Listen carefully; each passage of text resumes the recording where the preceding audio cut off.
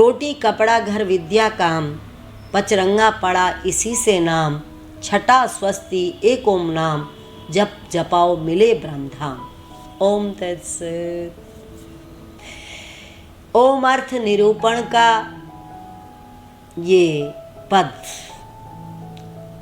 हमें कहाँ लेकर चल रहा है?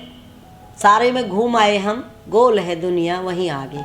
हमने पचरंगे से शुरू किया था, हमारा पंचरंगा झंडा पंचायती अखिल विश्व को देवे आज़ादी, और हम पंचरंगे पर ही आकर अब खड़े कर दिए हैं गुरुजी ने। ये जो ओम है इसकी व्याख्या करते करते हमारी चेतना को गुरुदेव ने ओम के साथ संयुक्त करके हमें बताया है कि मैंने जो तुम्हें पचरंगा झंडा दिया है वह तुम्हें याद दिलाता रहेगा मेरे इस संदेश को, मेरे इस उपदेश को, मेरे इस आदेश को। जिस ओम की चर्चा हमने इस पूरे प्रकरण में की है, ओम अर्थ निरूपण में की है, जिस ओम की व्याख्या उपनिषदों में हुई है, योग दर्शन में, दर्शन शास्त्रों में हुई है, वेदों में हुई है, जिस ओम की चर्चा गुरु नानक ने की, हर संत ने उस ओम को सर्वोपरि माना है, मूल तत्व माना है। उस ओम पर जाकर जीवन ठहर जाता है, उससे पार फिर कुछ और शेष बचता ही नहीं है। और उपनिषद कहती है कि ओमकार के रथ पर सवार होकर अपनी मंजिल तक पहुंचना साधक का काम है।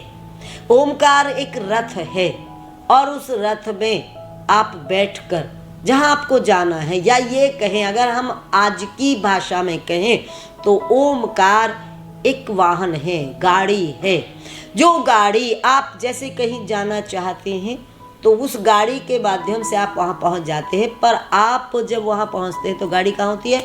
गाड़ी को आप खड़ी कर देते हैं, फिर आप अंदर जिससे मिलना है उसके पास चले जाते हैं। ये ओमकार उसका वाहन है। परमात्मा की तरफ से जो वाहन हमारे लिए नियुक्त किया गया है उस तक पहुंचने का, ये वो वाहन है। ओमकार में, इसके रथ में सवार होकर हम वहां तक पहुंचे और फिर हम इससे उतरकर फिर ओमकार भी नहीं बचता, फिर ओमकार भी नहीं रहता, ये भी बाहर ही रह जाता है। जैसे गाड़ी बाहर रह जाती है ऐसे ही ये भी बाहर रह जाता है।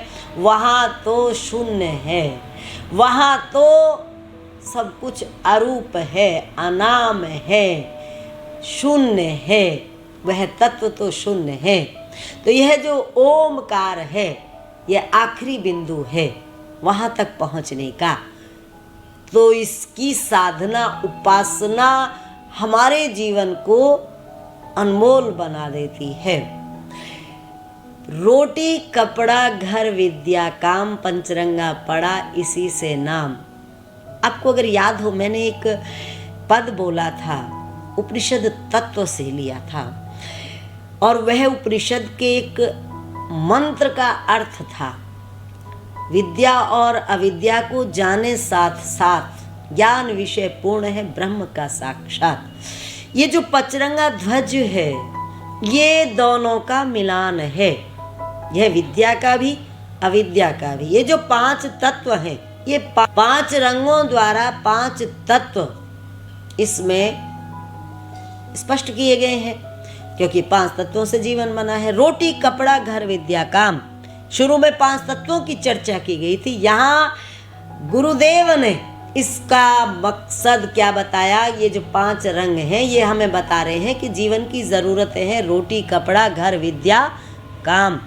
ये जो नाम पचरंगा है इन 5 को इंगित कर रहा है यहाँ पे, यानी बाहरी रूप पचरंगे का ये है और आंतरिक रूप है पचरंगे का 5 तत्व। तो ये बाहरी रूप में क्या आता है कि मनुष्य रोटी कपड़ा घर विद्या के साथ साथ छठा स्वस्ति एक ओम नाम जप जपाओ मिले ब्रह्मधाम, यानी रोटी के लिए काम करे, कपड़े के लिए करे, घर के लिए करे, विद्या अर्जित करे, और हर काम इनसे जुड़ा हुआ होता है, लेकिन साथ में एक कर्म जोड़ना है। छठा स्वस्ति एक ओम नाम, जैसे कि पचरंगी ध्वज में एक ओम शब्द है।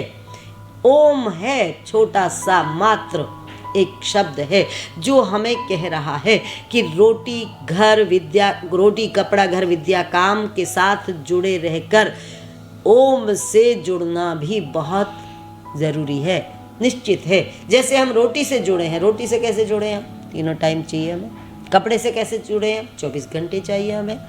घर से कैसे जुड़े हैं?